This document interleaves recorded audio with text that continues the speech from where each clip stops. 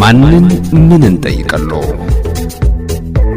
በተለይ ማይሉ አንፎ የአባታችን ቦታ ነበር ቦሌ ቡልቡላ እና ግምት ተገምቶልን ሁሉ ነገር ካበቃ በኋላ መመላለስ ብቻ ሆነ። ግምቱን ለአየር መንገድ ከአየር መንገድ ጀርባ ነው ያለው ቦታ የአባታችን ቦታ ነው። በጃንሆይ ጊዜ የተያዘ ቦታ ነው ቦታው እና ከተለካ በኋላ ግምት ከወጣ በኋላ አየር መንገድ ለክፍለ ከተማው ለአየር መንገድ እና በቂ መረጃዎች አሉ። ግምት የተሰራበት የኛ የመሆኑ ቦታ እና አየር መንገድ ቦታውን የፈለገው አየር መንገድ ነው እና በቃ እንመላለሳለን። ምንም የሚሰጡ እንትን የለም ለቦታው ግምት ማለት ነው። ግምቱ ተሰጥቶልናል። ክፍለ ከተማ ላይ ሁሉ ነገር አልቆልናል። መረጃ ደግሞ ያንዳንድ ግምት የተሰራበት ቦታው የኛ የመሆኑ እጃችን ላይ አለ። ልንልክላችሁ እንችላለን። ስንት ካሬ ነው? የገበሬ ቦታ ነው። አባታችን በግብርና ነው ያዘው። አሁን ተለክቶ 54,000 ካሬ ቦታ ሆኗል። ወንድሞችም አሉ።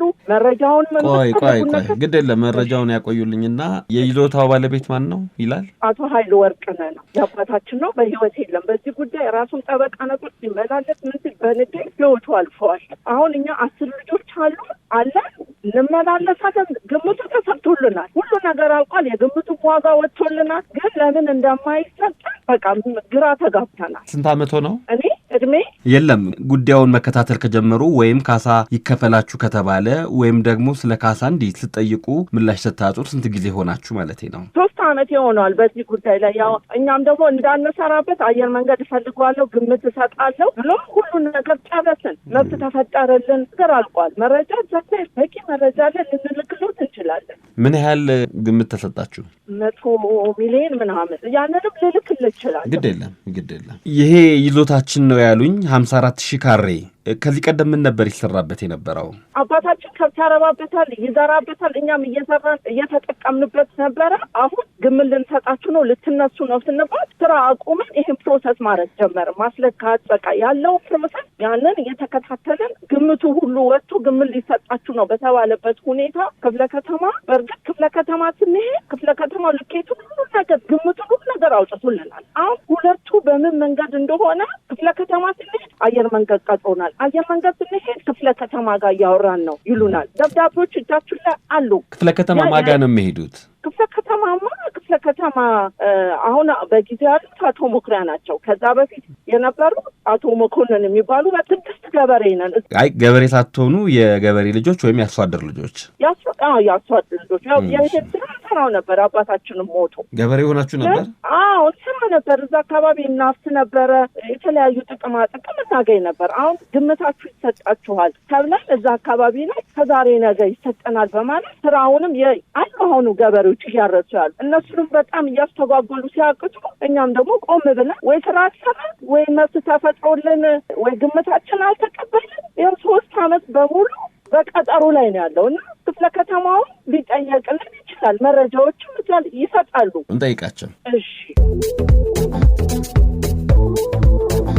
የተወደዳችሁና የተከበራችሁ አድማጮቻችን ለአድማጫችን ጥያቄ ምላሽ ለማሰጠት የቦሌ ክፍለ ከተማ የመሬት ልማትና አስተዳደር ቅርንጫፍ ጽሕፈት ቤት ኃላፊ ወደሆኑት አቶ መኩሪያ ተስፋዬ ጋር ደወልኩኝ። አግኝቻችኋለሁ። ጤና ይስጥልኝ አቶ መኩሪያ፣ እንደምን አደሩ? እግዚአብሔር ይመስገን። አቶ መኩሪያ ቀደም ሲል የቀረበውን የአድማጫችንን ቅሬታና ጥያቄ ሰምተዋል?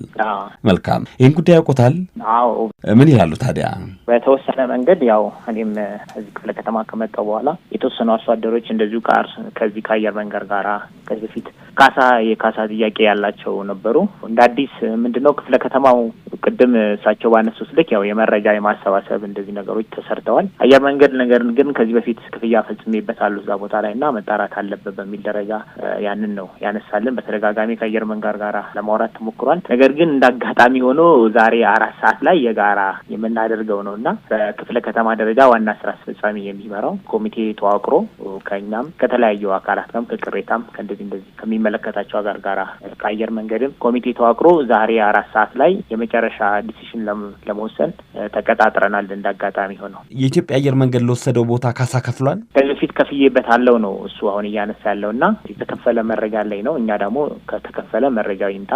ለመክፈልም ፈቃደኛ ነው። በርግጥ ከዚህ በፊት የተከፈለውን አለ ብሏል። ያልተከፈለ ካለ ግን ከፍላለሁ በሚል ደረጃ እንትን ብለናል። ከዚህ በፊት የተከፈለው ለማን ነው፣ የት ድረስ ነው የተከፈለው የሚሉ ነገሮችን ለማጣራት ኮሚቴ ተዋቅሮ ዛሬ 4 ሰዓት ላይ የጋራ እናደርጋለን። ይቅርታ አቶ መኩሪያ ለመለሱት የኢትዮጵያ አየር መንገድ ለወሰደው ቦታ ካሳ ከዚህ ቀደም ከፍያለሁ አለ አሉኝ። አዎ እንደገናም ደግሞ ለመክፈልም ፈቃደኛ ነውም ብለውኛል። ከከፈልክ ደግሞ የከፈልክበትንና ለማን እንደከፈልክ ማስረጃ አቅርብ አልነው አሉኝ። አዎ ለእያንዳንዱ የልማት ተነሺ ወይም ለእያንዳንዱ አርሶ አደር አየር መንገዱ ስም እየጠራ ካሳ አይከፍልም። ያው ለክፍለ ከተማው የመሬት ልማት ጽሕፈት ቤት አሊያም ደግሞ ለከተማው የመሬት ልማት አስተዳደር ቢሮ ነው ሊያስገባ የሚችለው። የሆነ ሆኖ ግን አየር መንገዱ ከዚህ በፊት ከፍያለሁ ላለው እናንተ አልከፈልክም እያላችሁት ነው? አይ እኛ አሁን ከፍለሃል አልከፈልም የሚል ደረጃ ላይ አልገባንም። እነኚህ ሰዎች ያው አርሶ አደሮች ናቸው። ከዚህ በፊት ከጀርባ ሲያርሱ የነበሩ ናቸው። እንደማንኛውም በርካታ ናቸው። አሁን እሳቸው ብቻ አይደሉም። በርካታ ያሉ አርሶ አደሮች ጥያቄ ነው ያመጡት። ይጠቀሙበት ነበር፣ ይዘውት ነበረ እና አየር መንገድ ደግሞ ከዚህ በፊት ከፍያዋለሁ በሚል ደረጃ ነው መሀል ላይ የካሳ ትንተና ተሰርቶ ለመክፈል ሲሄድ አይ አሁን ላይ ለዚህ ነገር መክፈል አልችልም የከፈልኩት ነገር በፊት ከፍያለሁ ስላለ ያን ለማጣራት የጋራ የተከፈሉ ሰነዶቹን አንጡ በሚል ደረጃ የጋራ ለማድረግ ነው ተቀጣጠር ነው። ጥያቄ አቅራቢዋ ወይዘሮ ቤተልሔም ሲናገሩ ይህን ለማስፈጸም 3 ዓመት ሆነን አሉ።